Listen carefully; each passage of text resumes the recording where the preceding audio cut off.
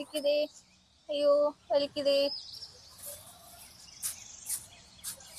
என்னாச்சு? ஐயோ பாம்புன்னு கடிச்சிடுச்சு, எப்படியாவது காப்பாத்துங்க.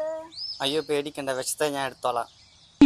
ஆளை பார்த்தா டம்மி பீஸா இருக்க, பயங்கரமான ஆளா இருக்கேடா. நில்லு.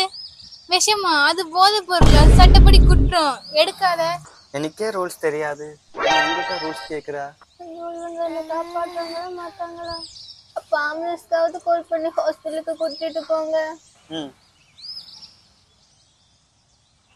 என்ன பண்ற? அதை எடுத்துட்டு போறது சட்டவிரோதம் தான். இவன் வேற என்னை ரொம்ப டார்ச்சர் பண்றான்டா.